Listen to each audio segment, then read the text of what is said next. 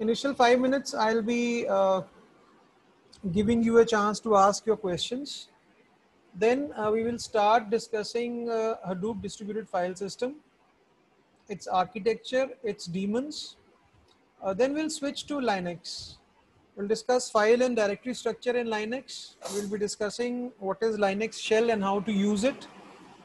And we'll be discussing some basic Linux commands. Okay, in this HDFS or in Hadoop, the commands are similar to the Linux commands. So we'll be first learning or reviewing the Linux commands, because I assume that you've learned them in the 4th semester. I'll be discussing each and every command with you so that you are comfortable and familiar with the HDFS commands as well. Okay, and then we'll have the specific intervals of time. We'll have a few polls. So let's begin by the first thing that we have planned, that is a review of lectures 1 and 2. And I give you a chance to raise your hand and ask any problems, any questions that you want to discuss based on our lectures 1 and 2. You can raise your hands. I am waiting for your response.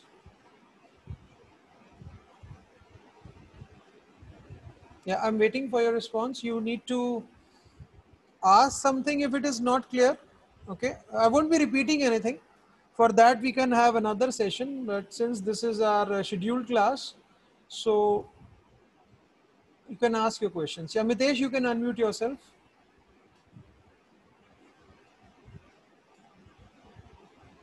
Mitesh, you can unmute yourself and ask your question. Good morning, sir. Yes, Mitesh. Hello.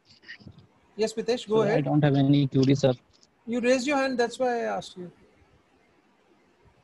Actually, sir, I'm not listening. What are you saying? That's okay. I'm just heard you are saying that raise your hand, so that's why I'm raising my hand. So this screen is visible to you? Yes, sir. And my voice is clear? Yes, sir. Okay, thank you. Yes, Kamlesh. Hello, good morning, sir. Good morning, Kamlesh. Sir, when we will get to know how to install Hadoop in our system? We will know it soon when I get a signal that you have already installed VirtualBox and within that you've installed Ubuntu, or you have installed Ubuntu as a dual boot option. Once I get a signal that most of you have done it, the video will come for installation of Hadoop, and I think it would be just a 30 minutes task for you to install Hadoop on your systems. It will be coming soon, within 1 or 2 days, right? Okay, sir. Thank you. Okay. Yes. Aditya, you can ask your question now. Kamlesh, lower your hand, please. Yeah. Aditya, ask your question. Good morning, sir. Good morning. Sir, while installing Ubuntu in my VirtualBox, during the last step of restarting the system, sir, a new window, black window where Ubuntu was written, it was like that only for 15 to 20 minutes. But sir, is your Ubuntu working now? No, sir. So you should, just delete that virtual machine and try it again. Sometimes it gets stuck up at that point. So you can delete your virtual machine, create a new virtual machine, repeat the steps and install Ubuntu. Okay, sir. I think you will be able to do it. Okay, sir. All right? Yes, sir. Yeah. Lower your hand. Yeah. Any other questions? Any technical questions from the first 2 sessions?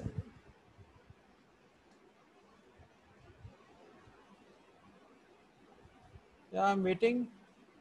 I've kept some 5-10 minutes for this question answer session. So you should be asking a lot of questions.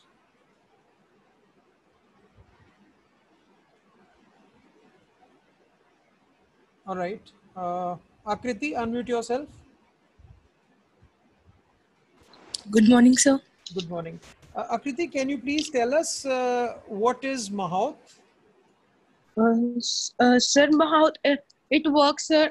Sir, it is in the architecture of Hadoop, basically. And sir, it works under Yarn. Okay. Anchal, you can unmute yourself and answer the same question. Anchal 166. Morning, sir. Good morning, Anchal. Anchal, Sir. what is Mahout? Sir, it is basically a machine learning library Okay. designed for building analysis on big data.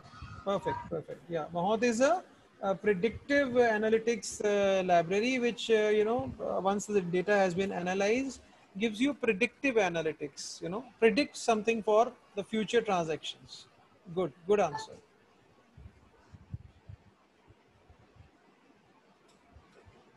Okay, one more. Abhinav, unmute yourself.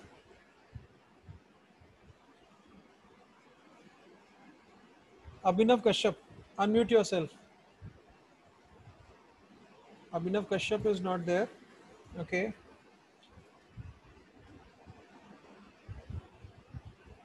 Amanat Beer, unmute yourself.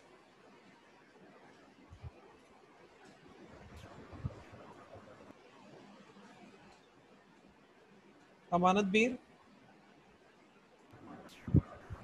Good morning, sir. Good morning.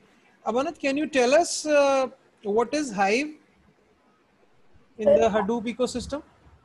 Sir, Hive is a language in a Hadoop system in which we can process The something in. voice is not loud enough. Some of you, your mics are not good enough, I suppose. Are you able to hear me loud and clear? Yes, sir. So your voice is not very clear, Amanat. Okay, sir.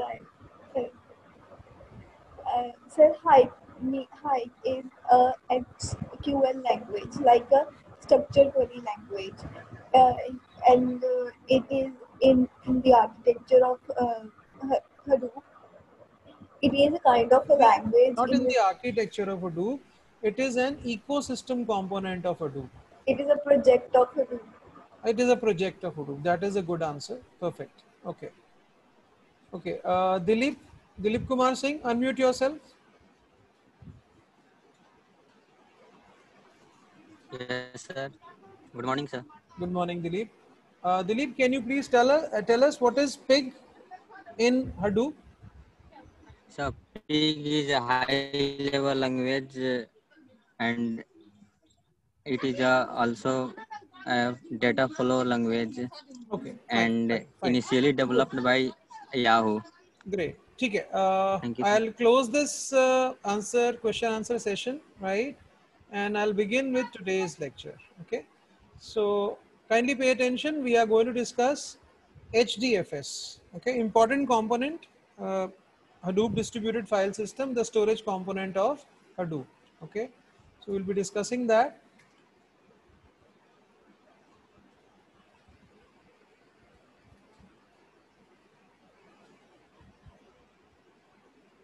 Is the screen visible to all of you? Yeah, I think it is visible. Just let's close this. This file has already been shared to you on the dashboard, right? So I'm beginning today's lecture with Hadoop distributed file system, right? Okay. So we'll be discussing what it is, what is its architecture and concepts, and how we can access HDFS, right? So HDFS, it appears as a single disk, runs on top of a native file system, right? So what you will do is when we install Hadoop, then HDFS is installed automatically. Whenever we install Hadoop, HDFS is installed automatically. And it is usually we use it on top of Linux operating system. It can run on Windows also, but it is a bit difficult to manage it on Windows. So we prefer Linux to use Hadoop. And Linux, you see the file system in Linux is ext3, ext4, XFS, and so on. These are the file systems of Linux. So on top of these file systems, HDFS, when installed, it runs on top of these file systems. Okay. And as we discussed in our previous lectures, it is based on Google's file system, GFS, if you remember. And this GFS was published by Google in the year 2003. Okay. And HDFS is a fault tolerant system. Okay. Fault tolerant means that it can handle disk crashes, machine crashes, etc. Okay, our Hadoop distributed file system is fault tolerant. Initially, we'll just discuss a few characteristics and then we'll discuss in detail the architecture of HDFS. Okay, so it appears as a single disk to the user. It runs on top of a native file system. The native file system, we are referring to the file system of Linux like systems.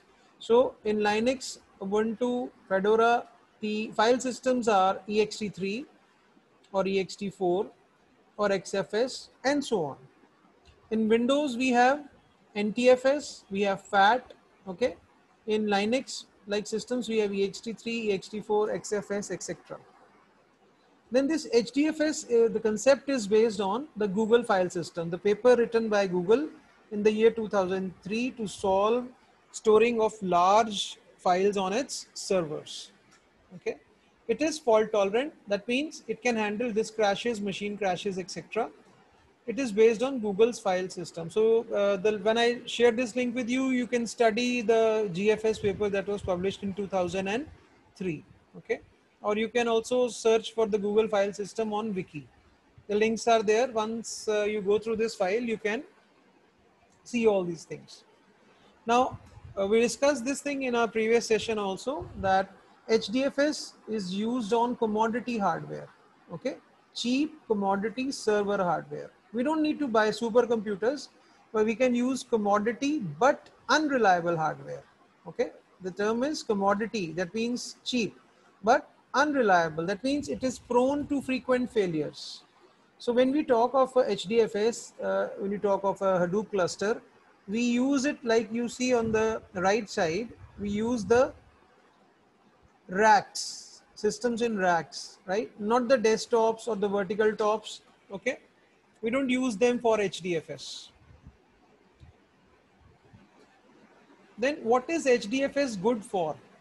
You see, HDFS is good for storing large files, terabytes, exabytes, petabytes, etc. So we would prefer millions rather than billions of files. Okay, we would prefer lower number of files but huge files. Okay, and at least 100 MB or more per file, not less than that. And HDFS is designed for streaming data. Okay, streaming data means once the file has been written or stored in the cluster, it could be read many times at very fast pace. Okay, then it uses cheap commodity hardware. We have seen that. Now, what is HDFS not so good for? It is not so good for low latency reads. Okay, so we would be reading high chunks of big chunks of data, not small chunks, and it is not good for a large amount of small files. Okay, and the third point, multiple writers, means that it does not support updation to the files, right? It is not usually designed for updating files. It is just designed for streaming reads. Okay, I stop at this point and wait for your questions, please. Then I'll proceed with the HDFS daemons. Till this point, in the first 3-4 pages that we have gone of this PDF, if there is any discussion, you can please raise your hands. Things should be clear once we discuss the architecture in detail. These are the the characteristics that we've learned so far. Okay, so all good. Let's move ahead.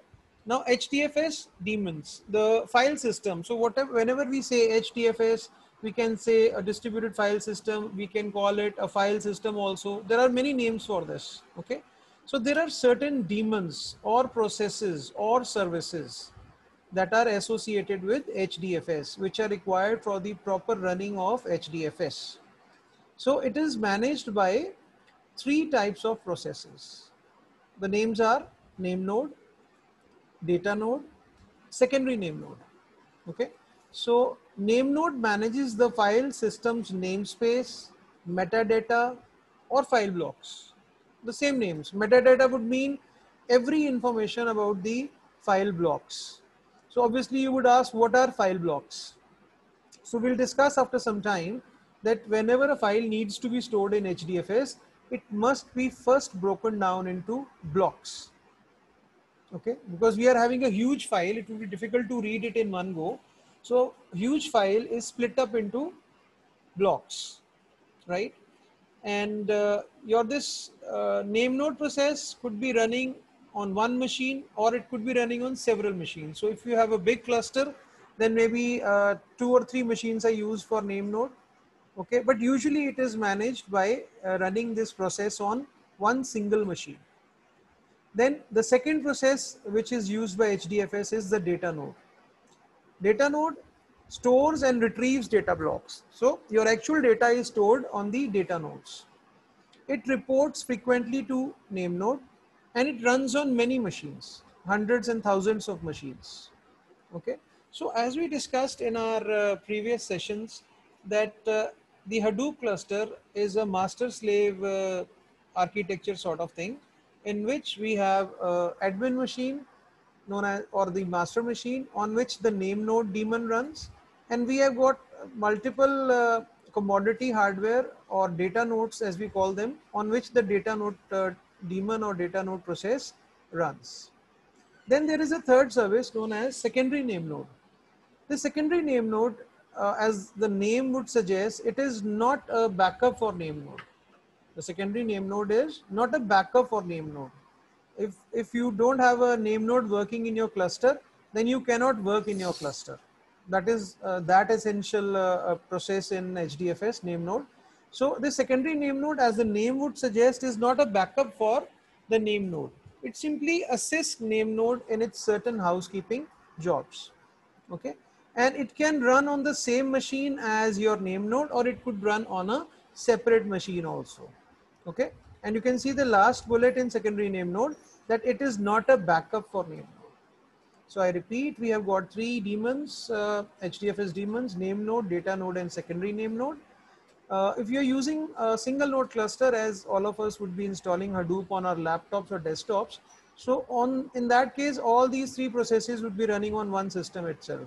Okay, and if in an actual cluster, the name node and secondary name node could be on one machine or independent machines, and every machine, other machine in the cluster, the slave machine, would be running the data node process. So I'm waiting again. If there are any questions, I'm waiting for them. Yeah, please go ahead, raise your hands to ask.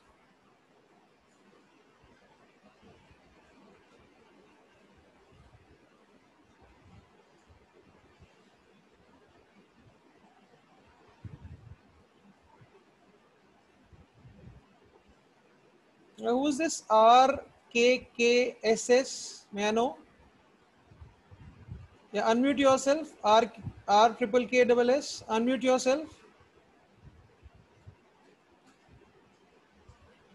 If you can't hear me, I'll remove you from the meeting. R triple K double S. Who is this?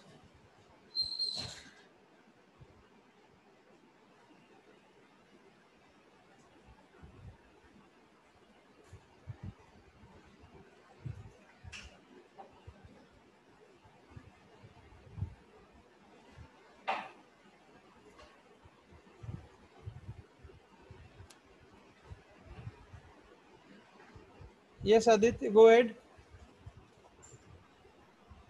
Good morning, sir. Good morning. Louder, Aditya, I can't hear you. Hello. Yeah, go ahead. Sir secondary name node वाला point नहीं समझ आया. Secondary name node. Secondary name node, Aditya, is an assistant sort of, helps name node to perform certain operations. What are those operations? We are going to discuss after some time. Okay, and it does some work for name node. Okay, and it is not a backup for name node. That means if name node stops working, secondary name node cannot do anything. All right. Okay. Yes, Lovepreet, go ahead. Good morning, sir. Yeah, Lovepreet, go ahead. Hello. Good morning, sir. Good morning. So my question was about name node. Like that is the key component. The voice is not clear. The voice is not clear. I don't know what device you are using. Yeah, go ahead. Please ask. Sir, I'm Yeah, you are audible, but there's a lot of disturbance. Go ahead, please. the component of our system. So if by any chance a name node stops working, then what would happen to our our cluster will be down. We won't be access any files in the cluster, and we would need to restore the cluster, start the name node process again. Only then we can use the cluster. So, sir, why can't we have a backup name node? There are. It is first of all a very complex and expensive process to have a backup sort of thing. That thing is known as concept is known as high availability, or HA. Okay, so we'll study that. There is an option of backup or name node, but it is very expensive and complex, right? Okay, sir. Yes, Amindeep, go ahead. Good morning, sir. Good morning. Sir, my question is, daemons are the process which are done in HDFS. Daemons are the process which are required to run HDFS. Once you start these processes, HDFS is ready to work with. Sir last lecture second में हमने मतलब आपने किसी से पूछा था student से कि ये कौन सा डीमन है, तो उसने आंसर दिया था सर मतलब ये कैसे पता चलता है कि ये नेम नोड है या ये वो डाटा नोड है। एक लेक्चर आया था जिसमें आपने बताया था वो अच्छे से आज भी बताएंगे Amindeep. I'll discuss this thing today also. I'll show you all these processes today in the cluster. Okay, just wait for some time. We'll see it today also. Yes, sir. Yes, Anshul Mittal, please ask. Good morning, sir. Good morning. Sir, since हमें पता है कि जो हमारी name node होती है वो master part में होती है HDFS के, तो मतलब उसका वो लो कैसे हो जाएगी मतलब नेम नोड जो है? First of all, I would request all of you to frame and ask your questions in English as far as possible. Okay, it's a request to all of you that we should be interacting in English most of the times. Okay, if there is some difficulty in some typical word, then you can use a Hindi word. Yes, Anshul, reframe your question in English, please. So basically, we know that our name node is present in that master part of HDFS. So how we can say that name node goes low or it is not working properly? You see, when there is some problems with your cluster, okay, then name node stops working. Okay, name node is a process. If there are certain issues with your hardware, okay, with your backup, with your power systems, then that machine may stop working. So we would say when the machine is out of order, then the process cannot run on that machine. We would say name node is down. And if the name node is down, then your cluster cannot work, because whatever files you need to work with, their references, their metadata, their locations, that they are located on which data node, they are all with the name node. So whenever a client needs to use files in the cluster, it requests name nodes and picks up the address where the file blocks are located. So if name node is not working, then your cluster is not working. I hope that was your question. Is it clear, Anchal? Yes, sir. Okay. Dilip, go ahead, ask your question. Hello, sir. Yes, go ahead. So secondary name node is runs on one machine or many? It may run on the, usually it runs on the same machine as the name node, usually, okay? But there is no restriction. You can have a separate machine for your secondary name node. Sir, secondary name node. Hello, sir. Yeah, I'm listening. Go ahead. Sir, secondary name node is used for helping the name node. We'll see how. We'll see soon how. Okay. Okay, thank you. Okay. Yes, Mitesh, go ahead. So my question is, why we called name node is a point of failure? Yeah, name node is also known as a single point of failure. Failure, yes, sir. Because if your name node is not working, your cluster is not accessible. So that is the only one thing which can stop your cluster from working. That's why it is known as the single point of failure. If name node fails, your cluster is inaccessible. Down. You cannot use it. It is down. Thank you so much, sir. Okay. Yes, sir. You can lower your hand, Mitesh. Okay, let's move. Deepthi Kumari wants to ask something. Yes, go ahead, Deepthi. So what if one of the data node is not working? No problems. We'll come to that. You see, the architecture is designed like this, that data nodes run on commodity hardware, okay, cheap hardware, but hardware which is prone to frequent failures. So data nodes, they keep on, going out of order on a frequent basis. It does not stop our work. How? We are going to discuss soon. Okay, sir. Okay. Moving ahead now, we have just discussed the HDFS daemons, 3 types of processes, very important ones. If all 3 are running, then your HDFS commands storage is usable. Otherwise, there would be some problem. So you can now see the HDFS daemons. Here, name node and secondary name node are shown on different machines, and all the data nodes are also shown, node 1, node 2 till node n, and they are connected to the name node. They frequently, they are in interaction with the name node most of the times for their functioning. Okay. Now the important point, once you need to store a huge file in your cluster, it must be first split up into blocks. Okay, and we can say a block is a single unit of storage in HDFS. So whenever we talk of storage in HDFS, we talk of block. Okay, and this block is visible to the user. It's transparent to the user. It's not that it is not visible. You can see this block in your cluster. I repeat, the block is the single unit of storage. It is transparent or visible to the user. It is managed by the name node, and the data is stored by the data node. Important point. Block, when we refer, block is made on the data node. Okay, the unit of storage is on data node, but its management is done by the name node. Which block is stored on which data node, this sort of information is kept by name node, and we can see these blocks also. Okay, second important point, so whenever we are talking of files, we first talk of blocks. That means files are split up into blocks, an important point. Okay, and block is a single unit of storage. Then those blocks are replicated across machines at load time. When you load the file, okay, then those blocks are replicated across the various data nodes. Okay, so same block is stored on multiple machines. It is good for fault tolerance and access. Dipti, the question that you just asked, just a second, Dipti, I'll just take you with me.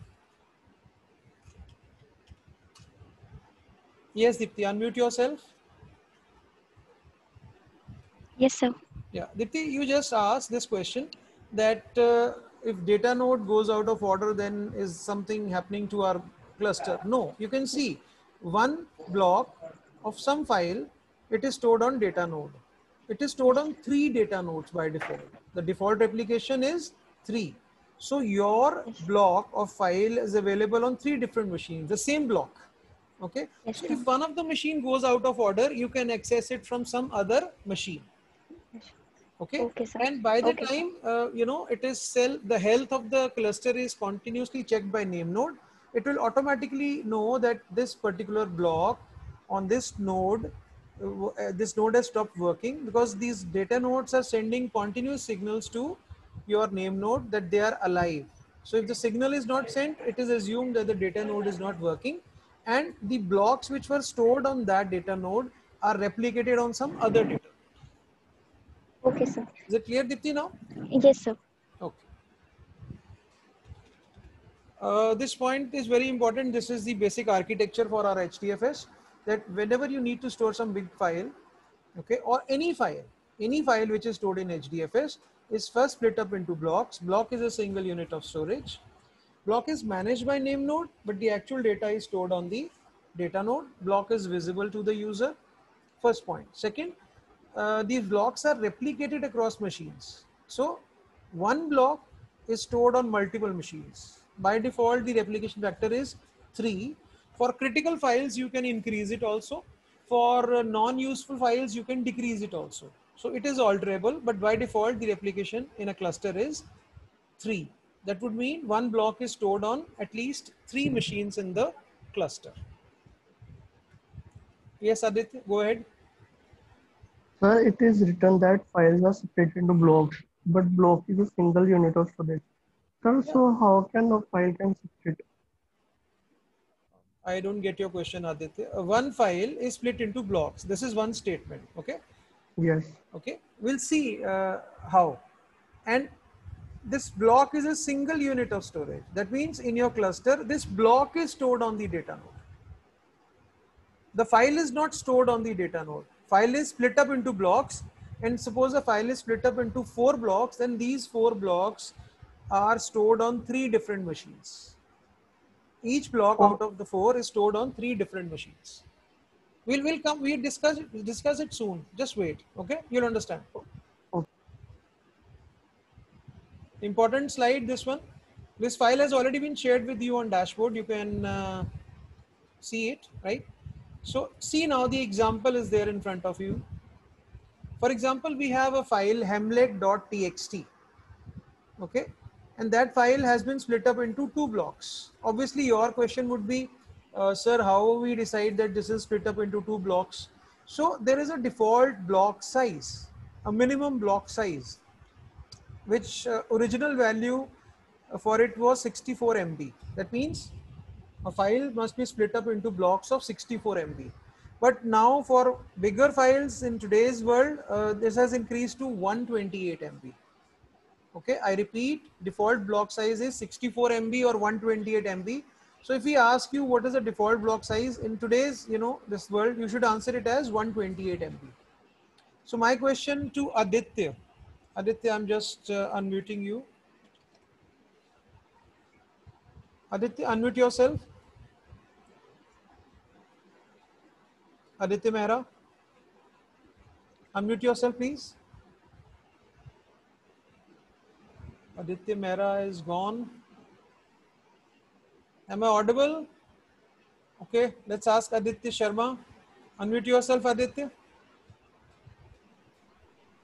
Yes, sir. Aditya, I just discussed the default block size is 128 MB. So Aditya, if I've got a file, say hamlet.txt file is a file of size 200 MB, right? Yes, sir. Then how many blocks it would be split up into?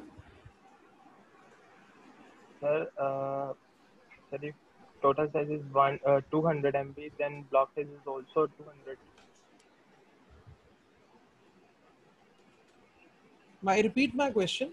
There's a file hamlet.txt which you can see on your screens. Assume this file is of size 200 MB and our default block size is 128 MB. Then my question is, how many blocks this file would be split up into? You can raise your hands to answer, please. Do. Okay, you've answered. It's 2 blocks, right? So let's ask Anjali Singh. Yes, Anjali. Anjali, 2 blocks, what sizes?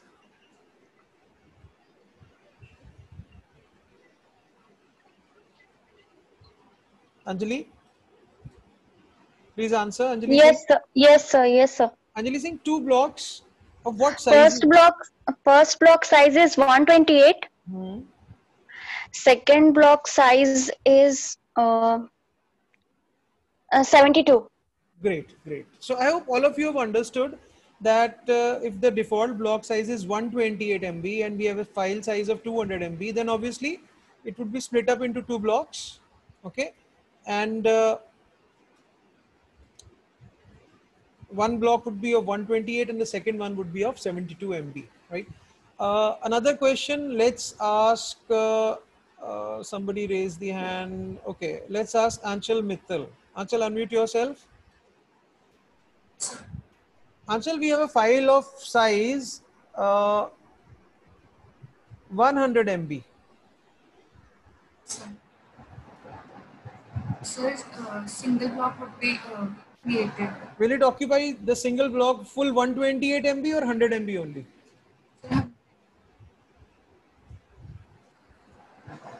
Yes, Anchal, please answer. We have a file of size 100 MB. If it is to be stored in HDFS, it would have one block. I'm asking you the size of the block. Would it be 128 MB or 100 MB? So size of the block would be 128 MB, but the storage would be basically of 100 MB because the file size is 100. Yeah, that's correct. That means if the file size, the point that I want to highlight is, that if the file size is less than the block size, it occupies that much space only. The block size is 128 MB and you have a file of say 100 MB, then it will occupy 100 MB only. I hope I've made my point clear. Now see the graphics, very interesting. This file Hamlet is split up into two blocks with the names as B1 and B2. Okay, so you can see that B1 is stored at 3 different data nodes. One thing, okay, that we discussed, the replication factor is 3. So it is stored across 3 different data nodes. But also see one thing, that 2 of the blocks are stored in a single rack and the third one is stored on a different rack. I repeat, in a cluster, you have commodity machines or data nodes in racks. Okay, so you may have some 10, 20, 30, 40, 50 racks. Each rack has got say 100 machines, something like this. So when you are storing your blocks, the 3 replicas, then 2 blocks in the same rack, I repeat, listen carefully, 2 blocks in the same rack but different data nodes. Okay, as you can see here B1 and here B1. These are on 2 different machines but within the same rack. Okay, and the third one is on a different rack. Okay, the idea behind this is that if one data node fails, we can pick up the block from some other data node. Now if one rack fails, then we can go to some other rack. The failure of rack is very minimal, but it can happen. So instead of having all the blocks on the same rack in the same on 3 different machines, we have 2 blocks on 2 machines in one rack and the third one in a separate rack on a separate machine. If there are any questions regarding this, you can ask, please. Important for you to understand whatever I've just highlighted. I hope it's clear. Yeah, Aditya, go ahead. If rack 1 is destroyed or rack 1 has some issue, the data in rack 1 would be destroyed. So what about that data? Rack 1, whatever machines were there and whatever data was on them, this information is with the name node. Name node will locate new machines and copy the data there. Okay, sir. Got it? We'll discuss this. We'll discuss it slowly and effectively. But right now, just understand this concept of splitting of files and placement and replication of blocks across a cluster. Okay. Anshul, you want to ask something? Go ahead. Sir, does this replication occur automatically? This occurs automatically. Yes. Yes. Yes. Yes. It occurs automatically. Yes. Amindeep, go ahead, beta. Sir, repeat the graph. This image. You've understood the splitting Yes, of sir. files, like a file is split up into blocks, Sir. and each block by default Yes, is replicated on 3 different machines. Now how to replicate is you pick up one rack is having many machines. So put 2 blocks on 2 different machines, as we have done for B1. The block B1 is put in on one data node and another data node in rack 1. And the third block in a different rack on a different data node. So that if one of the rack goes out of order, that block B1 is still available. Is it fine? Yes, sir. Okay. So if there are no questions, let's move ahead. Now we are seeing this. Okay, just a second. Yes, Birender, please go ahead. Ask your question, Birender. Sir, how this replication occurs, sir? We can see that in same rack we are This is the block. yeah, Birender, I've got your question. This is the architectural design of HDFS. It has been designed like this. There is a policy, when you install HDFS, whenever you whenever you are storing some file, it would be split as per your block size, whatever you specified. The default block size is 64 MB or 128 MB, but you can set it as per your wish also. One thing. Second, how to place the blocks, how many replicas, this is done automatically when you store the file. This is not in your hands. You can just specify 2 things. Number 1, the block size. Number 2, the replication factor. Both these things you can mention in your configuration file when you set up your cluster. Right? Okay. Yes, and then automatically this splitting and replication is done by the Hadoop cluster. I hope it's clear, Virender. Yes, sir. Okay. So we are moving to the next one, HDFS blocks. We won't be discussing too much of HDFS today because I want to have one full session of Linux with you. So let's see a few more images. Blocks are traditionally either 64 MB or 128 MB. Default is 64 MB is written, but we'll go with the default of 128 MB. Okay. Now the motivation is to minimize the cost of seek as compared to transfer rate. Okay. So whenever you are trying, the idea is to save time while reading. Okay. So that's why the block size is so high. Block size is so high so that once the file has been stored, okay, then when you are reading it, it should be done at a streaming pace, at a very fast pace. That is the idea behind the 64 MB or 128 MB block. I repeat, the default block size you would refer in all your future discussions with me as 128 MB. All right. Then block replication, the point that I just discussed. See, the point is there in front of you now. Name node determines the replica placement. Replica placements are rack aware. They are aware that all of them should not go to one rack. Okay. And this is, one more thing is that this would reduce your bandwidth also. If your all the blocks are in one this thing rack, then the bandwidth would be suffering, because if file is having 4 blocks and they are located at different places, okay, then racks are connected through switch. The bandwidth within the rack, the machines within the rack is higher as compared to between the different racks. Okay. So the point that is being highlighted here is that you must place at least 2 replicas in one rack and the third one in the another rack. Okay. So see the policy right now. First replica on the local rack, second replica on the local rack but different machine, third replica on the different rack. Now this policy may change in future also. Right now we are following this policy. Important point, name node does not directly write or read data. ठीक है, name node जो है, it is not dealing with data. Data is actually being stored on data nodes. It just interacts with data nodes and maintains metadata, and it gives you the block locations for writing and reading. Now client interacts directly with data node to read write data. Okay. So important thing is the data that is being stored is on the data nodes. How it should be done, which data node, which block, this is decided by the name node. So we say name node manages the metadata for your cluster. Okay. And the clients interact directly with data node to read or write data. So I'll stop here. I'll have a poll with you guys. Okay. If you're ready, the time would be less, 3 questions, but less than a minute. Okay. The poll is in front of you now.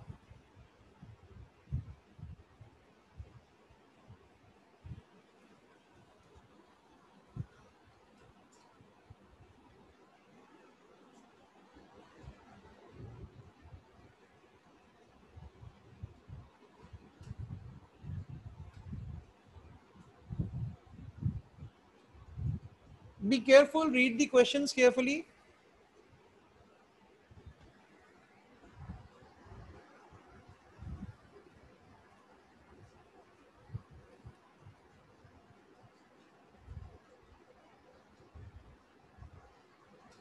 One minute is the time, 20 seconds are left. I'll stop polling after 20 seconds. Let it be very clear. Whether 10 of you vote or 15 of you vote, I don't mind. Last 10 seconds now to vote. Last 5 seconds to vote.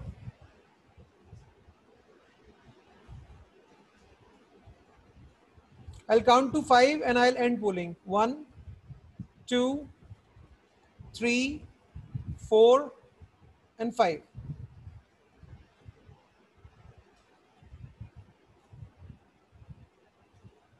So I'm sharing the results with you.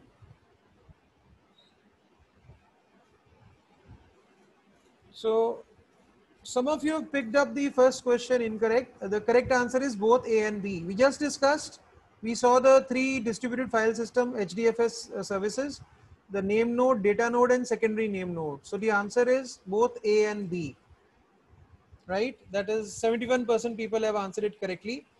We can run Hadoop, and we didn't discuss it directly, but you could have been smart enough to answer this. There is one node in which you just work with the local file system, then one mode in which you can work with the distributed file system, and then there is a third mode which is fully, which is actual cluster, that is a third mode. We didn't discuss it, but 33% of you have answered it correctly. The correct answer is three modes. And block size in HDFS 87%. Still 5% people are going with 128 GB, 4% with 64 MB, and 4% with 64 GB. So in the next meeting, I'll tell you the names of these guys who have answered this, because they are not attentive. Okay, I'll pick up these special answers, right? 64 MB can be taken up as an answer, but then I stress that we'll be having 128 MB as the default block size in HDFS. Okay, good one. So let's now have a break of 2 minutes and switch to Linux. Okay, HDFS from this point on in the next lecture. Meanwhile, if you have any questions, you can raise your hands.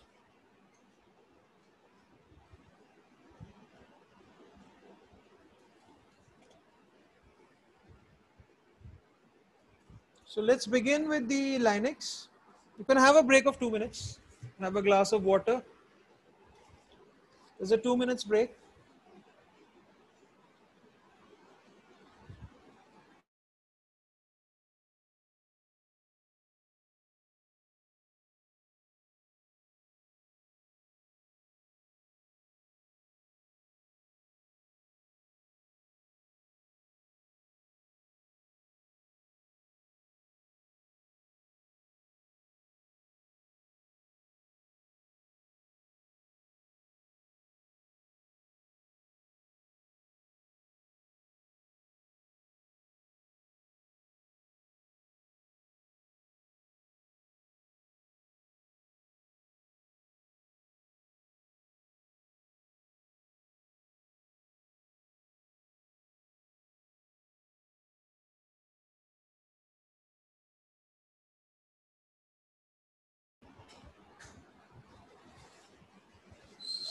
So we are back.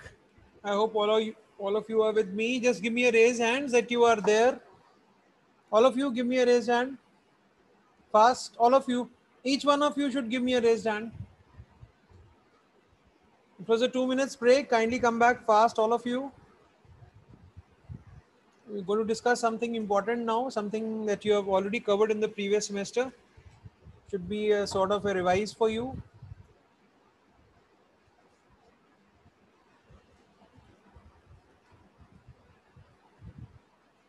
So let's begin. Linux is an operating system or a kernel distributed under an open source license. And its functionality is quite like Unix. So prior to Linux, there was this Unix operating system. Okay. And now Linux is used. The kernel in Linux is a program at the heart of the Linux operating system that takes care of fundamental stuff like letting hardware communicate with software. So kernel is a program which assists you in working with your computers in Linux. So you can see the operating system is working in tandem so that the hardware and the users, or the software, they can interact with each other. So why do you need an OS? Obviously, every time you switch on your computer, you see a screen, you need to work something, you would like to write a document, you would like to watch a movie, listen to some song, browse the internet, watch a video. So it is operating system which helps you in doing all these tasks. Okay, so Lavish, can you unmute yourself? Yes, Lavish.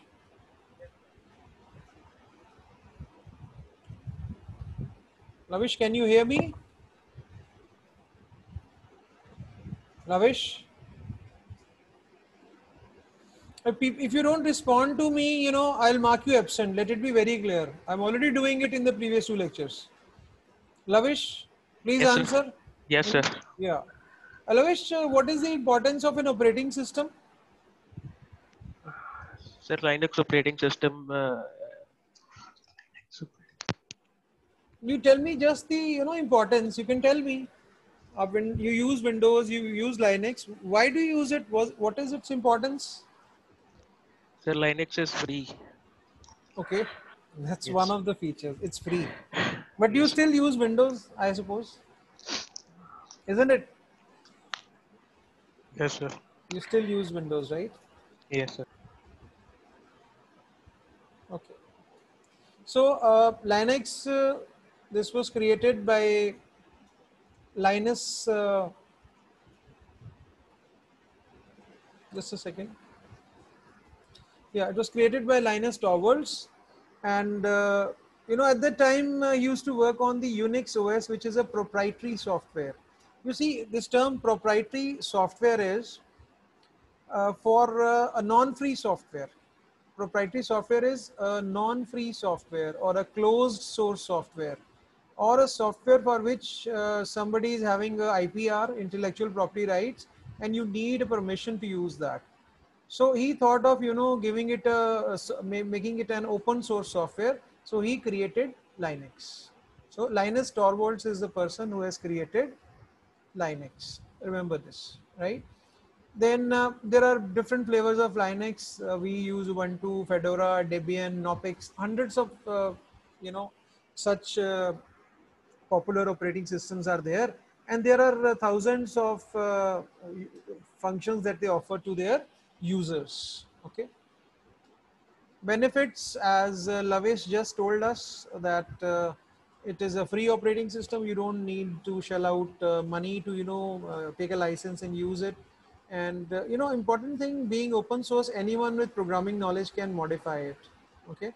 And the Linux operating system offers millions of programs, most of which are free, and there is no need for an antivirus. It is a very secure system.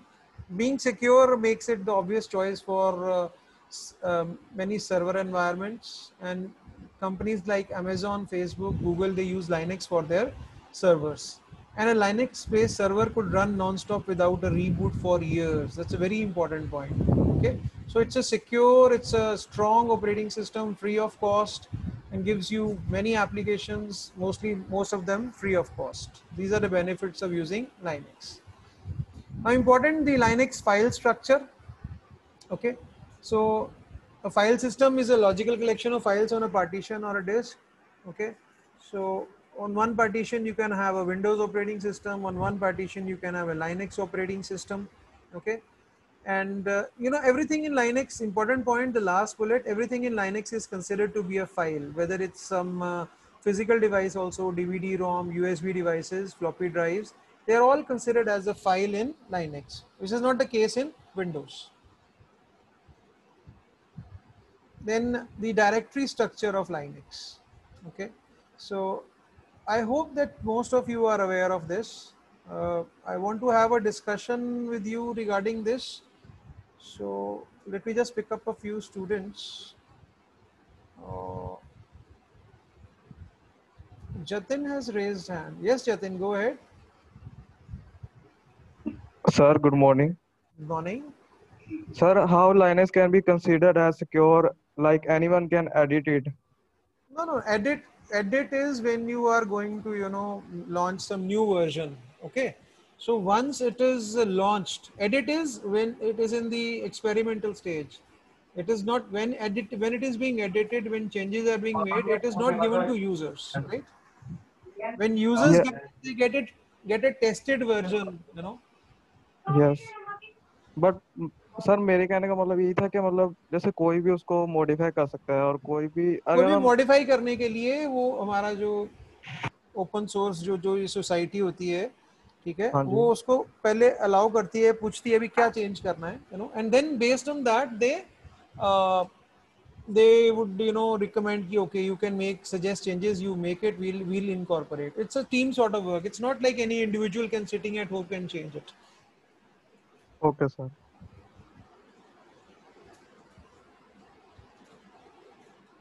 Okay, Amisha, unmute yourself. Good morning, sir. Good morning. Amisha, can you tell me what is this root in Linux? Like all of you have used Linux in your previous semester. So I just want to ask that the Linux root, what is that?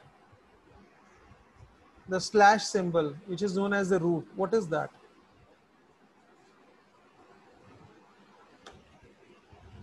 Okay, Amisha is not aware. Let's go and ask.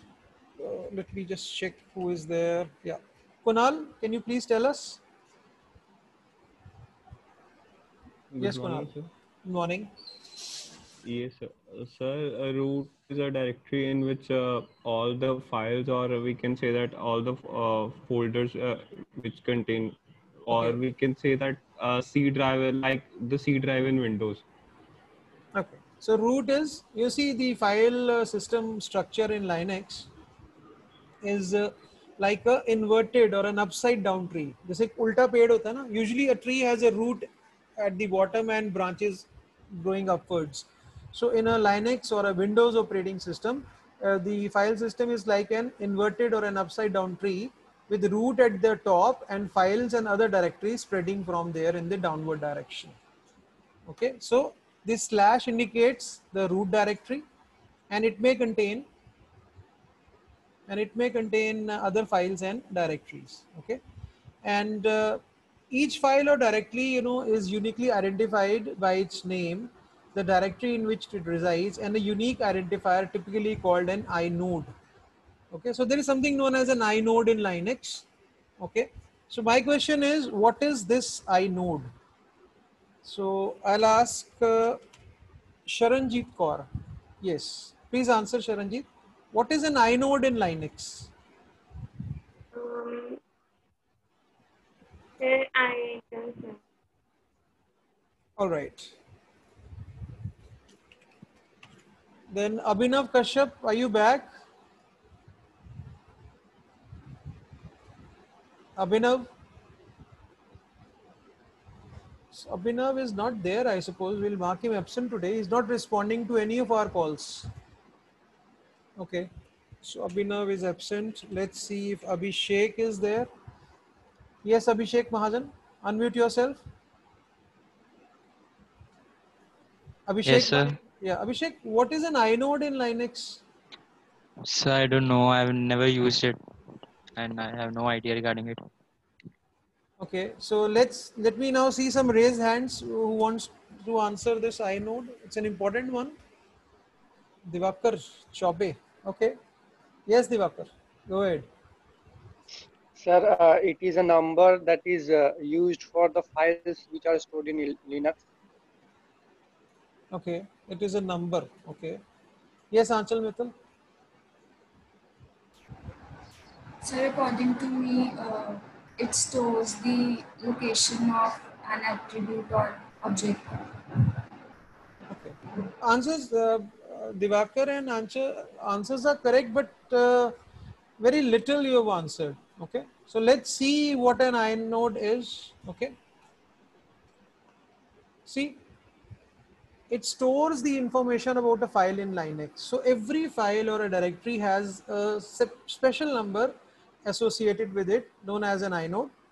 Okay, and it contains information, the inode, such as the access mode, the read, write, execute permissions, the ownership, file type, file size, group, number of links, and so on. And each inode is identified by an integer number, and an inode is assigned to a file when it is created. Now, some file systems are created when the file system is created, like in ext3. Other file systems like XFS create inodes as needed. So again, you cannot do anything in this, but you should be aware that inode, every file has a number uh, associated with its creation, and that would suggest that what is the access mode of the file, what is the ownership, what is the file type, file size, group, etc. So if you want to view a file's inode number, you can do it using the ls command with il switch. I is for inode, L is for long. So when we discuss ls command, we'll definitely discuss this. inode option. We'll discuss it there. Any questions, Divakar? You just raise your hand accidentally, or you want to ask something? Okay, fine. I think all good.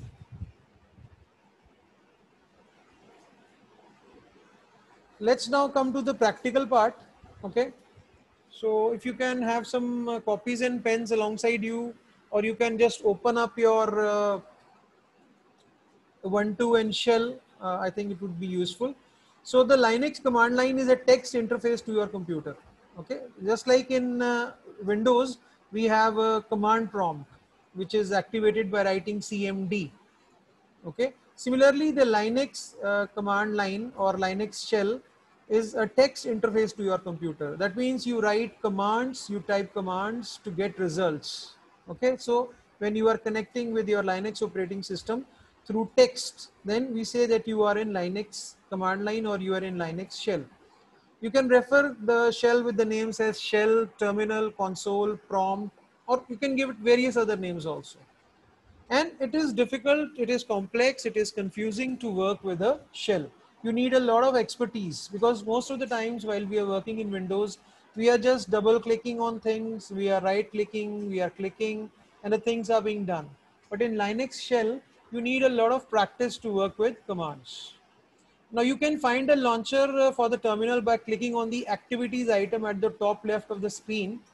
And then you can just type the first few letters of either terminal, command, prompt, or shell, and you will find this terminal. Okay, and it is also known as the command prompt, a terminal, a bash prompt, a command line, shell. Okay, and running in a terminal, right? And if you can't find a launcher, let's say you are not able to locate where your launcher is, shell launcher is, so you can use a shortcut Control Alt T. Now, what is the idea behind, making this slide? This is a simple one, that you can start working with your shell. You can locate your shell. Okay, we'll just do it after some time. Another important thing, I hope you are just noting it down, whatever main things I'm telling you. This is about the case sensitivity with the Linux commands. Okay, so you should be very careful while working with your commands in the command line. So if you type a command pwd in capitals instead of pwd in lowercase, it might produce an error. Sometimes you use an uppercase and the command would still run, but it would not do what you expected it to do. So be very careful with the usage of the commands in Linux. They are case sensitive, so be aware of that. Another important thing that I want to discuss with you, and which will be frequently coming up in our discussions of Linux, is something known as an absolute and something known as an relative path. Okay, so somebody who's interested to discuss this with me can raise their hands. Not answer, but discuss. I'll be discussing something with some of you about this, what this absolute and relative paths are. And I'm doing this because you've already done this thing in your previous semester in detail. Okay, only one person, Aditya Mehra, wants. And somebody else can also, I've heard that most of you are very good in Linux. You prefer to work in Linux. I've got this feedback. I won't be asking much questions. I'll just be discussing with you. Great, great. So now people are raising hands. Okay, let's look for a new person. Ajay Kumar, unmute yourself. Good morning, sir. Good morning. Ajay, can we discuss, Ajay, what is an absolute and relative path in Linux? Yes, sir. Basically, absolute and relative paths we use for moving forward and backward direction in the directories or files. Great. So when we are working with directories and files and we want to move or copy them around, then we must be aware of something known as an absolute and relative path. So Ajay, can you tell me what is this absolute path? Sir, when we move in the backward direction. I don't understand this backward direction. So suppose we have two directories. First, A directory. Okay. In A directory, when we enter in A, there is another directory, which is name is B. Mm-hmm. And our current location is B. Mm-hmm. And then we want to move back to the A directory. Okay. Then we use the absolute path. Not very clear, Ajay. I may shift to somebody else, but your discussion was good. Thank you. Aditya Mehra, unmute yourself. Yes, sir. Aditya, can you tell us what is this absolute and relative path? Sir, I don't know. Okay. You raised your hand, that's why I asked you. Aditya Sharma, can you please tell us? Hello. Yes, Aditya, go ahead. So basically, absolute paths are defined as a specific location of a directory or a file, Okay. and a relative path is defined as a path to related to present working directory. Perfect. Very good answer, Aditya Sharma. Great. So now let me answer this for you. Absolute path is, you know, where you're mentioning the complete path where you want to send your file. I'll come up with a lot of examples on this, but for a small definition right now, I may tell you that absolute path is when you specify the complete path where you want to move or copy your files or remove your files, and relative path is a path which coincides with your current location, wherever you are currently located. Okay, so when we actually work with the commands in the next 10 minutes, then it would be, you will be better off. But remember, there is something known as an absolute and relative path, and you need to be aware of it. Okay, so these are the commands now, some commands that I have, because most of these you will be working in HDFS also. They are worked on a similar basis, so I'll be discussing them with you. So let me discuss first a few commands, and then maybe we can start Ubuntu and we can work with these commands.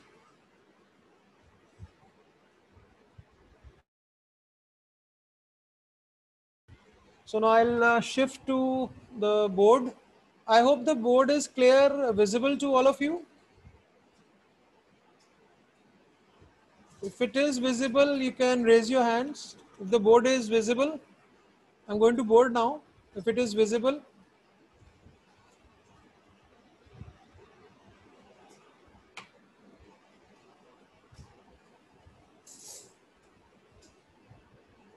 so if you have any, yeah, you can lower your hands.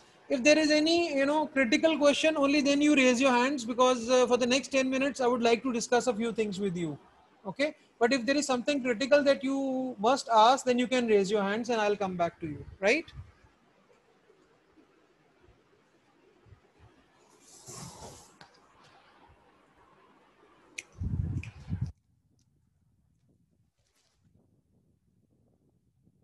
So let's discuss the commands. I hope my voice is clear.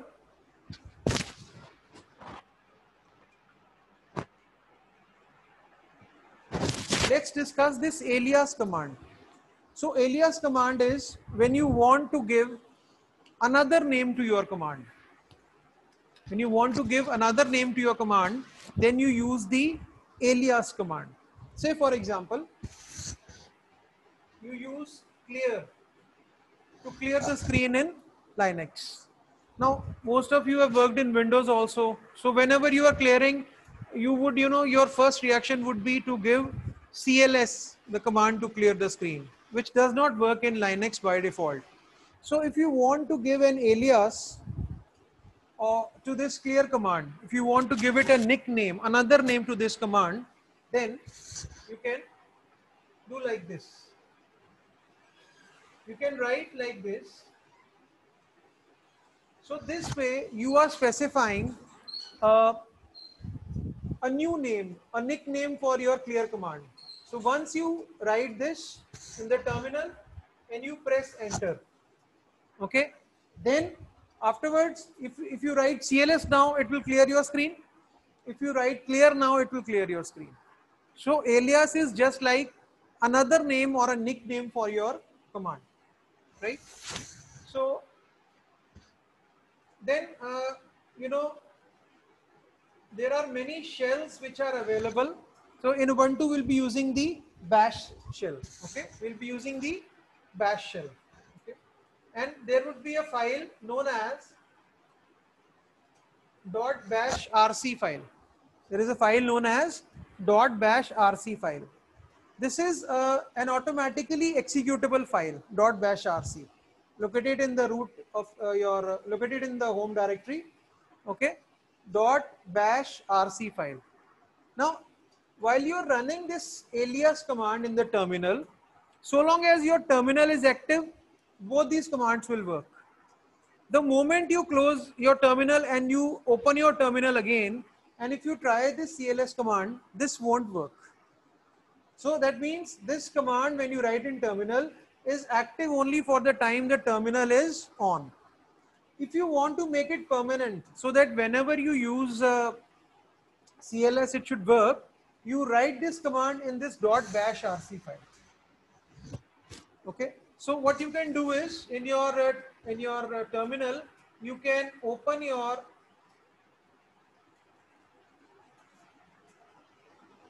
bash rc file. So this nano is an editor. Editor is, you know, software in which you can open up your file. So first I open up this .bash rc file in your editor, okay, and then I can write this in this bash rc file. Okay, there are other editors also in Ubuntu. Gedit is there, vi editor is there, okay, nano editor is there. All right, so what I'm suggesting is that if you write this in your .bash rc file, then whenever you switch on your computer, this will automatically execute this, so that this CLS or clear would be running all the times. Okay, and while if you're doing it in the terminal, then to restart, to make the changes happen, you can use this source bash rc. This would run this file and this change would be incorporated in it. Okay, I hope I'm clear. If there are any questions, you can raise your hands. I'll come back to you. Yeah, I'm waiting for your hands now. If you need to discuss anything, kindly raise your hands.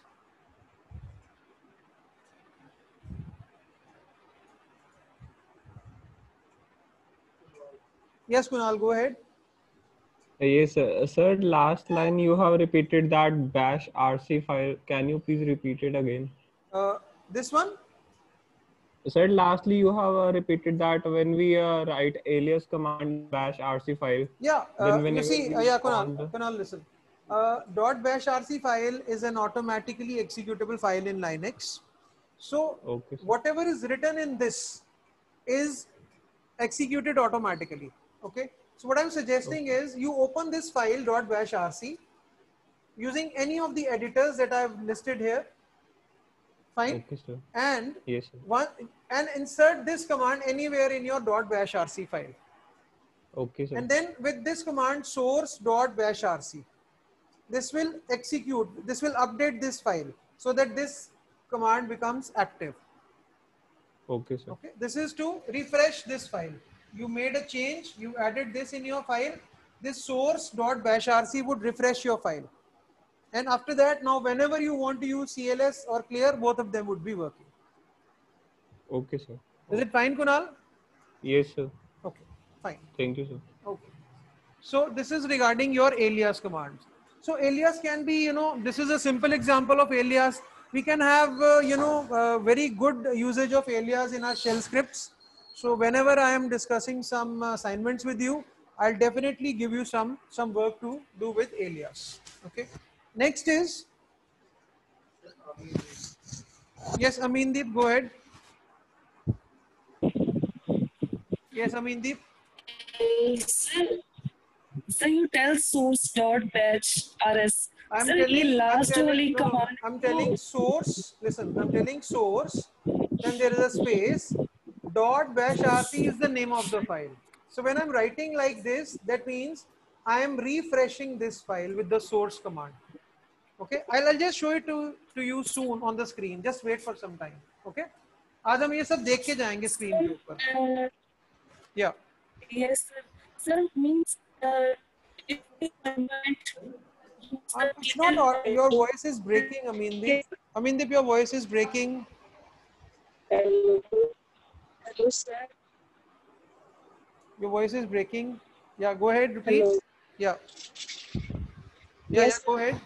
Sir आपने कहा ना कि जैसे हमने clear cutting भी रखी है तो उसे अगर हम टेम्पररी करेंगे तो वो हमें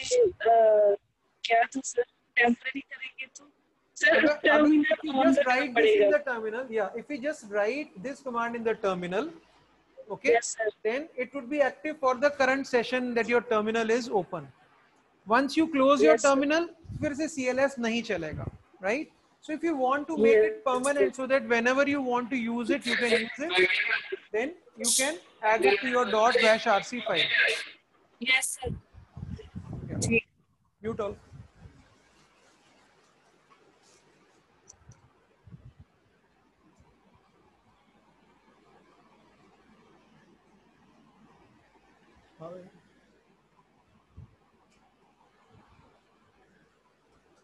Okay, so the next command that I'm going to discuss with you guys is the echo command. Okay, the echo command. Okay, so echo command is used to display a string on the screen. So say if I write here echo Ajay Sharma. If I write like this, echo Ajay Sharma, it will display Ajay Sharma on the screen.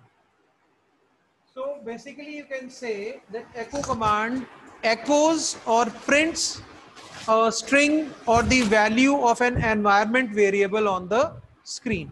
So if you try to echo this, this is the home environmental variable, echo $home. So in our system, maybe this would give you an answer like this.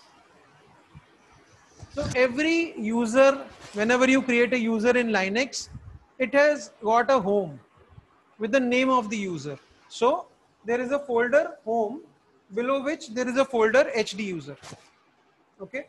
So if I've given my name is HD user, this command will display the home as /home/HD user. Similarly, if you want to see the user, you can echo the user environment variable, or you can echo the path environment variable. Okay, so we'll run all these commands and see, and basically echo would echo or print something on the screen. All right, I'll come up with this with the practical session soon. Next is the cat command. So cat command, it does three things for us. Can somebody answer what those three things are? Can raise your hands to answer. I'm waiting for your hands to be raised. What three things can be done with the cat command? I'm assuming that you've studied Linux in the previous semester in detail. These are the very basic commands. We have not gone to. Yes, Anchal. Anchal Mittal. Okay, Anchal, go ahead. Yes, Anchal. Yes, Anchal Mittal, go ahead. So basically cat command can be used to display the content of the file and it can be used to input from the user or appending the data into the file. Okay, so you want to say that we can see the contents of a file or we can append to a file. These are two. What is the third one? Anyone else? Gagandeep, go ahead. Good morning, sir. Good morning. Gagan, louder. Yes, sir. Yes. What is the third thing, Gagan? Sir, we can create a file with the cat command also. Very good. So we got the three things that we can do with the cat. We can create, we can display, and we can append. Right? We can do these three things with the cat command. So let's create.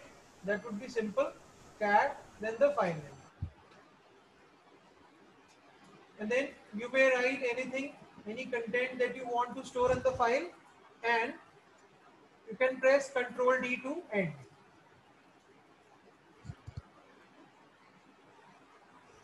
Okay. This, if you want to display the file, then cat file name. If you want to display the file, then cat file name. Okay. And if you want to append to the file, then use this redirection symbol. So see the difference between this and this.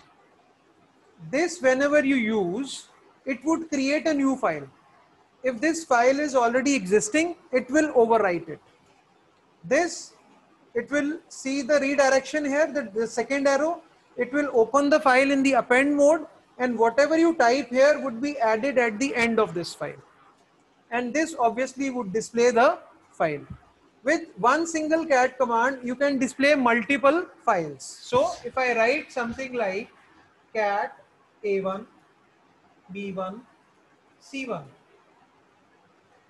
it would display the contents of all these three files. First A1, then B1, then C1. Remember, cat can display the contents of multiple files at a time. Okay. So now I'm coming back to you guys.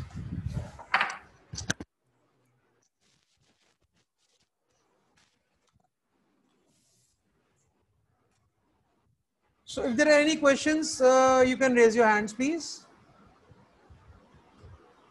We have just started the commands. There is a lot of discussion about paths and how to use these commands, which I'm sure if you don't know, you'll be learning it with me. The only thing is that you need to work it on your Ubuntu systems. Otherwise, it would be of no use. So any questions that you need to ask?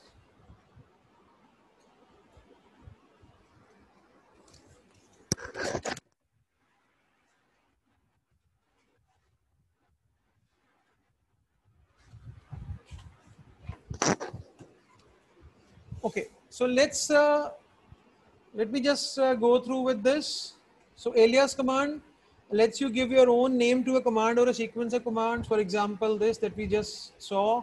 Then we saw the bash rc file, okay, which is used for configuring your Linux environment. .bash rc file is in bash shell is used for configuring. So whenever you want to do something with your environment, like for example, this would also be used in your Hadoop cluster installation.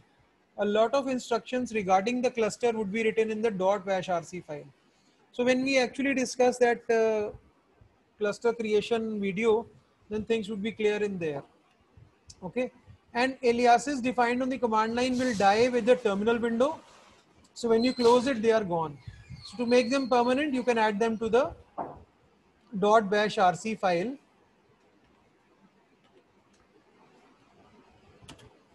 In your home directory. Okay, so let's start an Ubuntu session now. I'm just going to open my VirtualBox, and within that I'll start Ubuntu. So here's my virtual machine. I'm going to start it for you. Meanwhile, it is getting started. You can ask some questions if you wish. We have done a few commands, but once we start working on the actual, Ubuntu terminal, then a lot of things would be there for you to learn.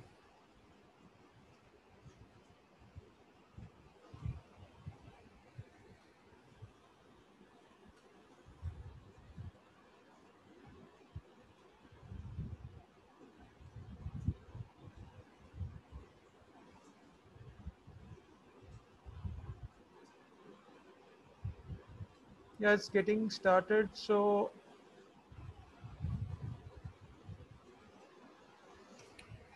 while I just log into it, there is a poll coming up your way. This poll would be 25 seconds. Remember, no more than that. I'm going to launch the poll now. Yeah, please answer fast. The time is there in front of you. 25 seconds to answer these two questions.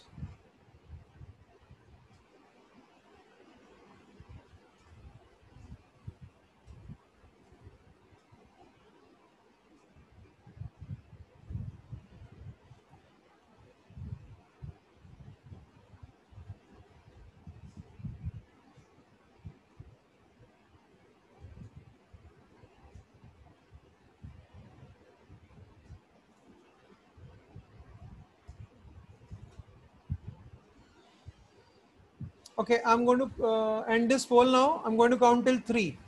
1, 2, and 3.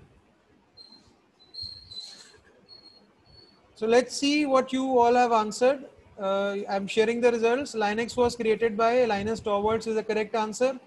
One person has answered James Gosling. I'll discuss this person in the next meeting. And 3 people have answered none of the above. So obviously we need to see who all these guys are, because they cannot focus on one thing that we are learning. Linus Torvalds came up in one of the slides. Then proprietary software, I'm sorry, only 34% of the people have answered it correctly. It is a non-free software. It is a closed source software. It is a software for which the software's publishers or another person retains intellectual property rights. The answer is all of the above.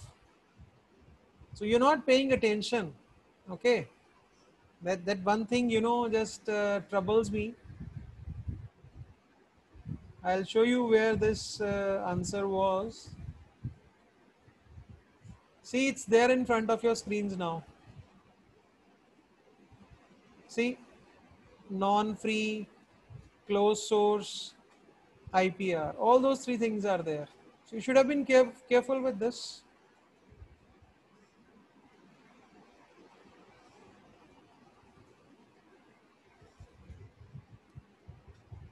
So let's have another poll.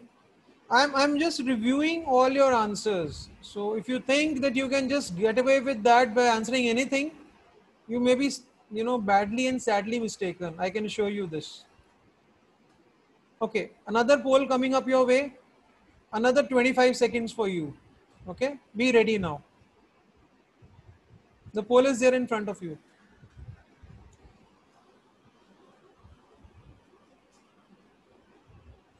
20 seconds more.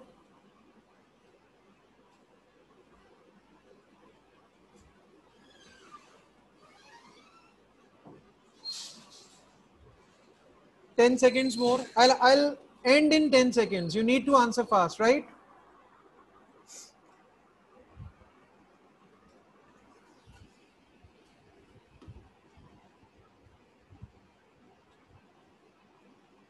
I'll count to 5 to end the poll. 1, 2, 3, 4, and 5. So I'm going to share the results with you. Your answers are still incorrect. You're not paying attention. An inode is a data structure that stores information. True. Is identified by an integer. True. So both A and B. Okay.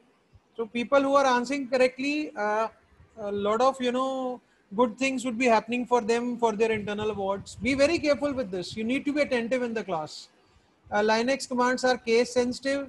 3 people say case insensitive, and 3 people say both of the above. 1 person says none of the above. So we'll discuss all these persons in our future meetings. We'll see why they are answering like this, whether they are sleeping in the class, what's the problem with them. Okay. So I'm stopping the share. Then maybe we can have another poll.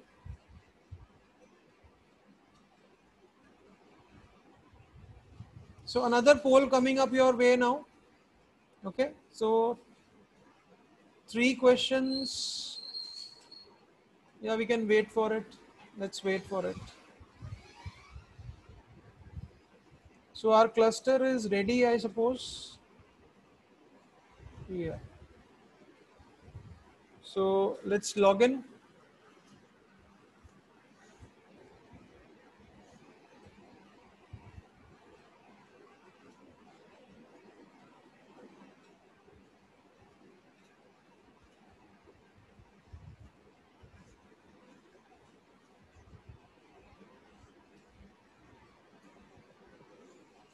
So let me ask some new people now. Many people have answered. Anshul Agarwal. Anshul, unmute yourself.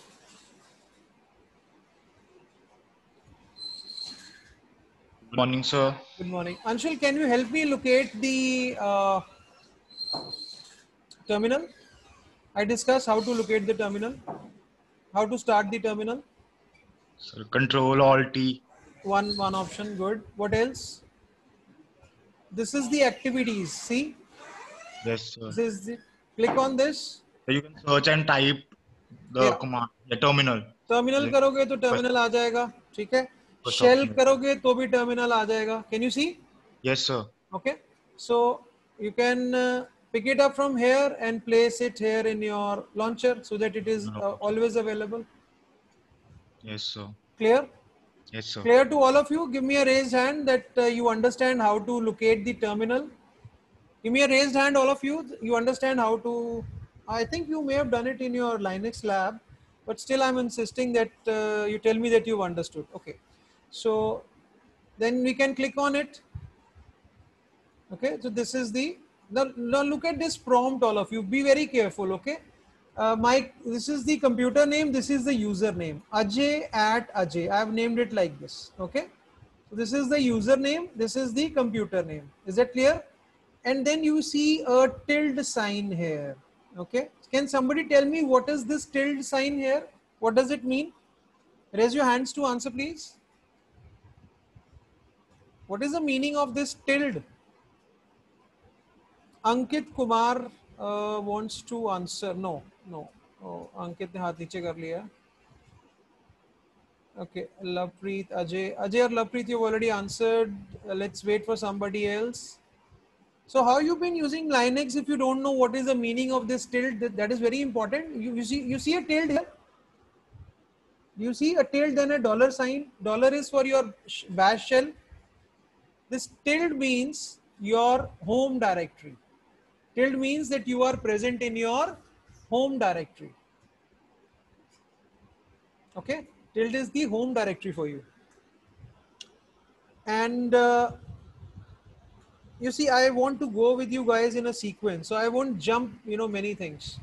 Let's see whether we can find our bash rc file here. So maybe we can use this one to locate .bash rc file. No, just a second. You did some mistake here. Just a second.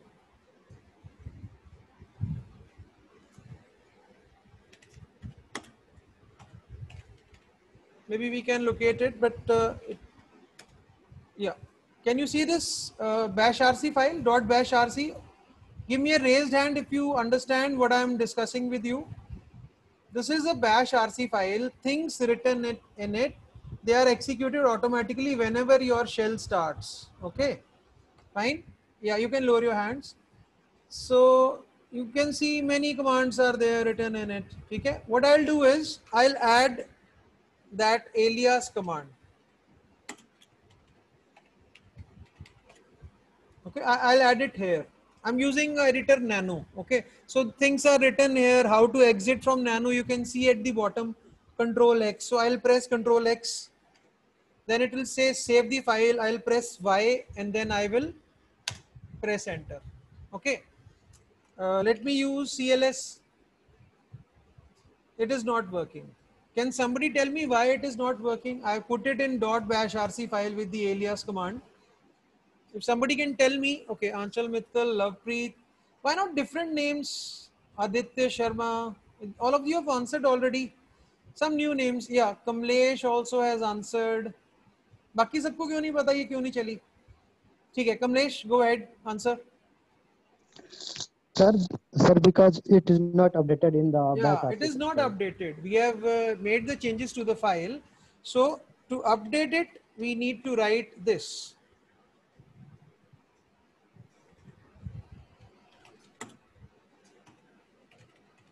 Can you see source.bash rc? Now it is updated. So now you can use CLS. It works. So you can use clear. It works. CLS. It works. I hope you've understood this .bash rc file. When we discuss the Hadoop installation, it would be very important because most of the Hadoop configuration commands, the path settings, directory, configuration files would all be listed, will all be put in this .bash rc file. Okay. So another one that we learned was echo. So let's use the echo command. Echo. Okay. So it will display Ajay Sharma. Okay. Let's see echo $. home. So home directory and the Ajay, the username. I told you, if your username is Ajay, then it would display this. And where are you presently? You can find out with your pwd command. So pwd, print working directory or present working directory, it would be the same. This is your home directory. So whenever you log in, you work in your home directory. And let's use another echo, say user. So what would be the answer here? Raise your hands to give me an answer. If I use this echo $user, what would be displayed on the screen? Raise your hands, please. Simranjit Singh, go ahead. Sir, it display user directory. It will display User directory. Okay, let's ask Madhav. Go ahead, Madhav. Sir, it will display slash user slash HD user. No, no, no, no. Any other person who wants to answer? What will echo $user display? It's very simple. Okay, Gagandeep Kaur. Gagandeep, go ahead. So it will display the username. What's that? So Ajay. That's it. Then @ then Ajay. No, simply Ajay. Ajay, yes sir. Yeah, that's the username. Okay. What would this display? This would display the current path settings. Okay. You can lower your hands now, all of you. Thank you. This will display the current path settings. Path setting mean that where all the computer goes when it is going to run your files. Okay. So these are the current path settings. Okay. We'll discuss more about path when we actually start understanding what path is. What other command did we discuss today? Cat. Let me just go through this thing, your PPT for a second, so that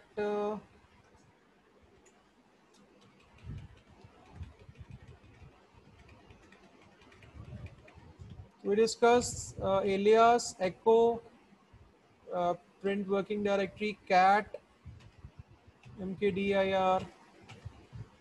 You see, there is a finger command also. Okay. It may run on your Ubuntu if you have installed it. If you have not installed it, it may not run. Okay. So this finger command gives you information about a user.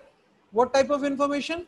The time of the user's last login, the user's home directory, and the user account's full name.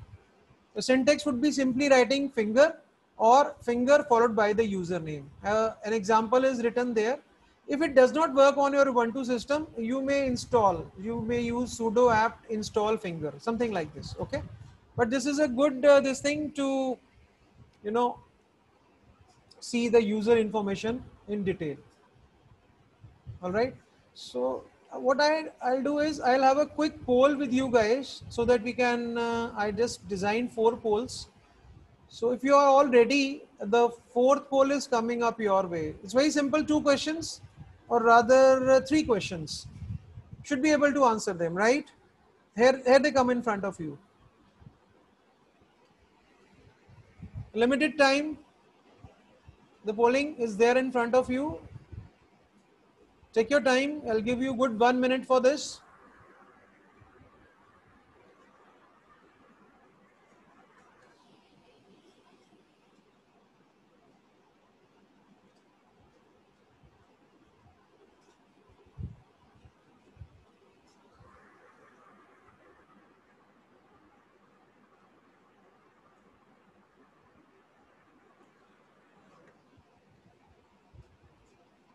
You have 30 seconds more now.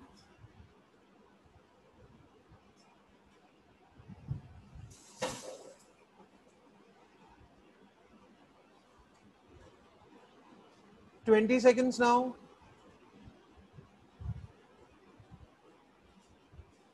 10 seconds.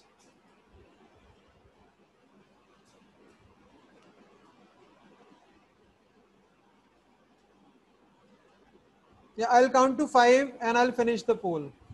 1, 2, 3, 4, and 5.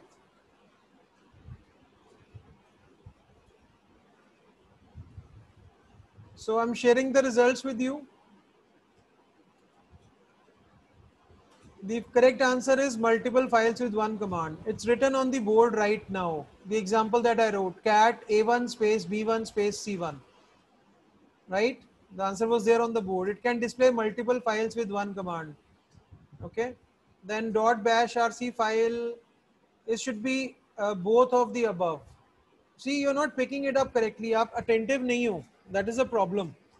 It is used for configuring your Linux environment. Number one, it is executed automatically at booting. Okay. And finger command we just discussed. So all of the above is the correct answer. Amindeep Kaur, you want to ask something? Go ahead.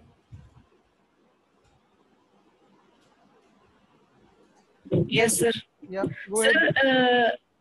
PWD आपने implement किया था ना command. That is a, it will print the present working directory. Yes, sir. Okay, sir. I got it. I'm coming back to it, right? Okay. Yes, sir. So I think it is visible now, the 1.2 terminal. Okay. So PWD, this is the user's home directory. It is represented by a tilde here. Okay. The tilde tells you, just by looking at tilde, you are sure that this is user's working directory. So let me just list a few things. There is a downloads directory. Can you see the when I use the ls command? I'll discuss ls in large detail in my next lecture, but right now ls would just list the files. You can see in blue color are your folders, in white your files, in red your the exe files, applications, right? So if I need to change to downloads folder, I would write cd and then I can just press the tab. It will finish, okay, automatically, auto completion feature. So if I do this, kindly see the prompt now. It changes to ~downloads. So it is telling me that I am in a directory downloads which is below my home directory. So if now I put pwd, it will display this home Ajay downloads. Okay, so if I create a cat command here, if I use cat here like this, say, okay, where would the file be created? Raise your hands. If I use this cat command here, where would the file 5csc1 would be created?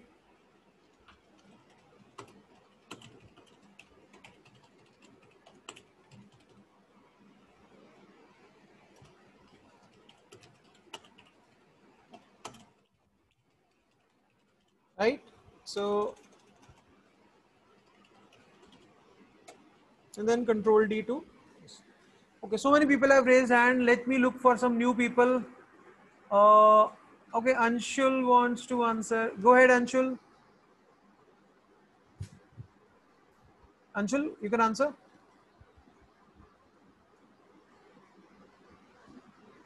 Anshul, I'm waiting for your answer. Go ahead. Sir, in the downloads directory. Yeah, and we are currently, so this is the relative. We didn't mention any path while creating this file. So wherever we are, this file is created there. Okay, so if I do ls here, okay, if I write the ls command here, so you can see the 5csc1 file there. But if I want to go back to my home directory, wherever you are present in your shell, if you want to go to your home directory, simply type cd. Just type cd, that's it. You will be back to your home directory and you will see the tilde sign there. Okay, you can see the tilde sign. So if you write pwd here, it will tell you that you are in your home Ajay, your home directory. And if I list here ls and I write here 5csc1. So I'm trying to list the file with the name as 5csc1. So it won't, no such file because it is not located here. Okay. So can anyone suggest me how can I list the 5csc file while I'm here? Yeah, I'm waiting for your raised hands now. I hope you've got my question. ls5csc1, I'm trying to list the file while I'm in the home folder. But we see the file is in the downloads folder. How I can list it here? Okay. Gagandeep, answer please. So firstly switch to the download No, folder. I don't want to switch. I want an absolute path sort of thing so that we can understand the absolute path. So /download / Okay. 5csc1. ls. First I should write ls, right? Yes, sir. Then / downloads. Okay. / 5csc1. Yes, sir. Okay. I won't run it. I'll be waiting. You can lower your hand, Gagandeep. Now I'll be waiting for people who think that this is correct. This will list the file. And maybe people who think that this is incorrect can raise their hands.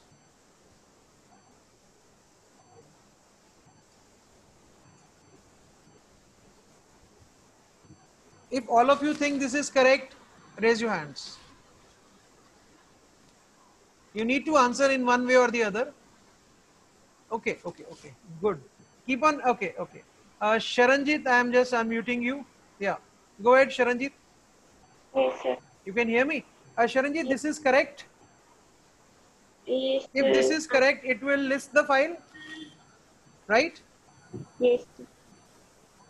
Okay, I repeat because I want some discussion on this.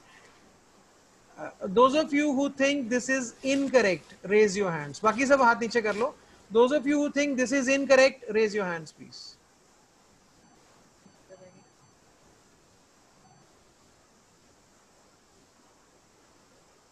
So 2 people.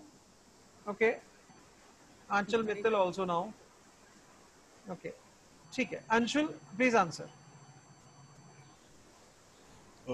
Sir, I think the full path, we have to write the full path, like the /home/Ajay/downloads.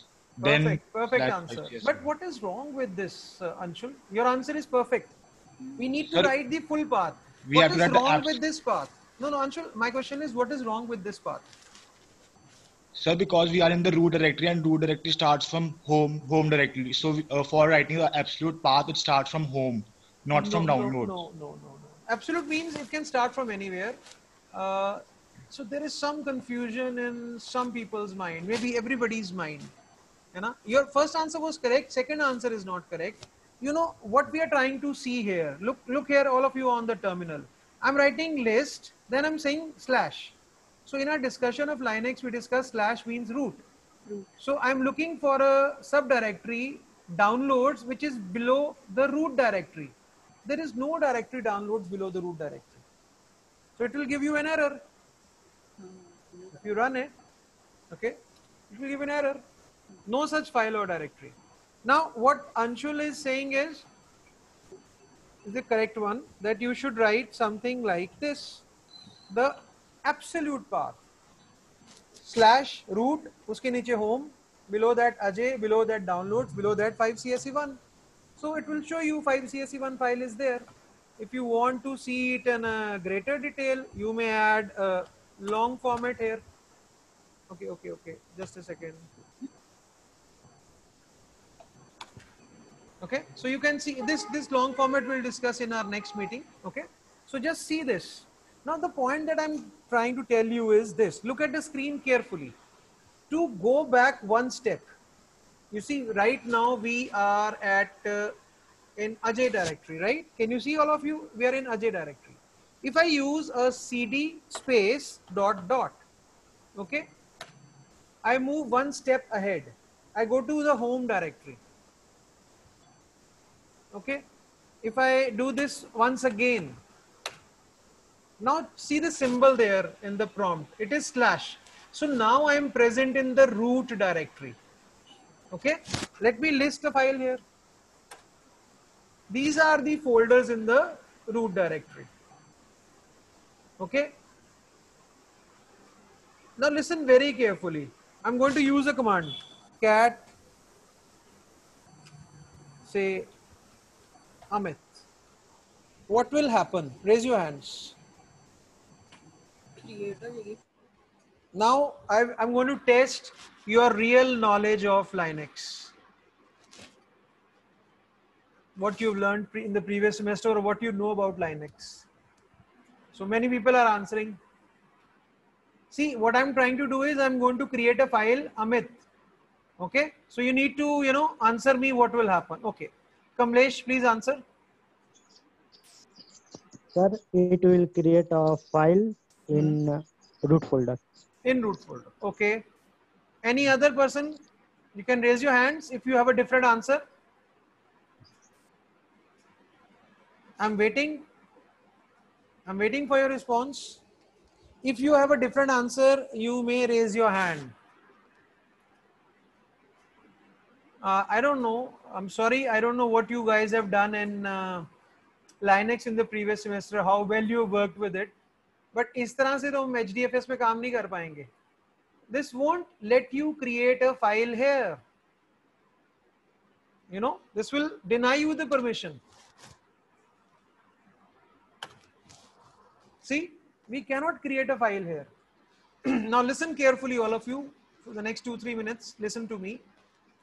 When you log in as a user, all your work is limited to your home folder and below. You cannot do anything above your home folder. I hope the point is taken. Whenever you're working in Linux, you have your own home folder, which is /home/your name, whatever username you have chosen. You cannot do anything above that. You are in root, you cannot do anything here. You don't have permissions for that. If you have understood, give me a raised hand.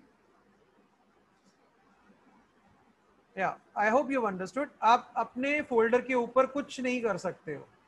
You can do anything below your folder. Your folder, below that another folder, and so on. But above your folder, your permission is not there for you to do anything. You cannot see any file also. If you have permission, you can see, otherwise not. So what I'm trying to tell all of you is, I'm going to discuss Linux in detail with you, each and every command. So keep on working with that and try to remember that Linux is a strong operating system, but you should be very clear with that. Another point, now I want to come to my home directory. I'm in root. Okay, one way is, look carefully. I should first go to home, change directory to home. I come in home, change directory to Ajay. I come in Ajay. Now I'm in home. Okay, I'm in root. So from root directory, just CD would bring you back to your home directory. The tilde is the symbol for that. Okay, so absolute and relative paths we'll discuss in each of our future classes, so that we understand its working. Once you understand this thing here, the path in HDFS also would be clear to you. They are similar. The commands are similar. The usage is similar. The paths are similar. Okay, fine. So let me just list the files. There is this file. Okay, let me create a few files. Cat A1. Hi. Cat A2. Bye. So if I want to display A1, cat A1. A2.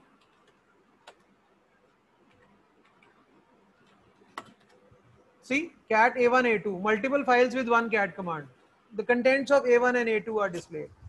Now A1 is high. So let me add something to it by redirecting. Double greater than sign. And then A1. Let me add this. So if now I display A1, it will display hi, how are you? This how are you is appended to the already existing hi. Okay, so I think this is regarding today's class. We had a very good session with lots of questions from all of you, lot of answers, of course. That's very heartening. So one quick final 2-3 minutes for you if you want to ask something. Whatever additional needs to be shared, I'll share with you in your group, right? The PDF for your HDFS is already on the portal. You can download from there. Any questions? I'm waiting. Yes, Lapri, go ahead. Sir, you told us about the finger command. Yeah. So I run and I used it on my system. So there are two fields, no mail and no plan. What are these for?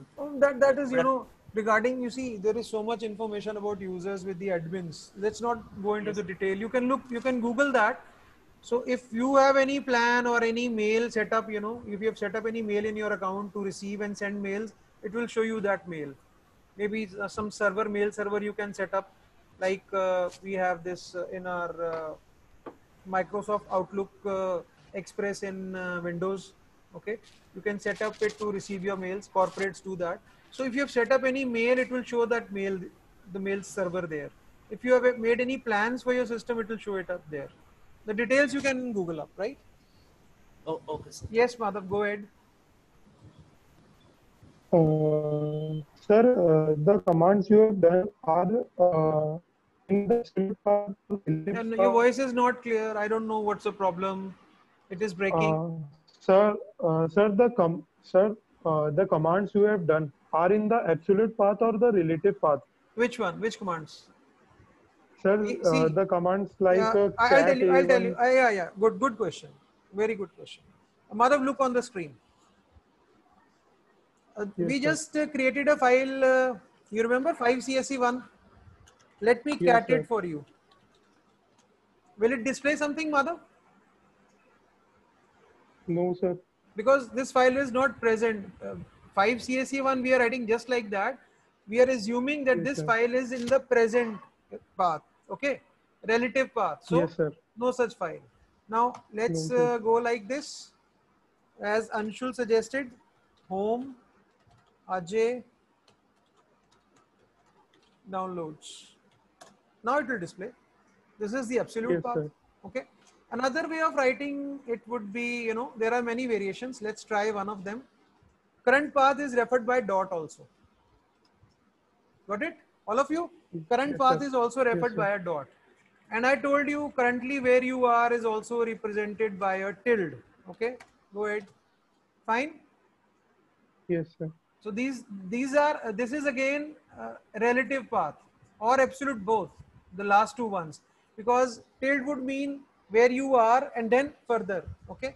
If you want to say an exact absolute path, I would say this is an exact absolute path, right?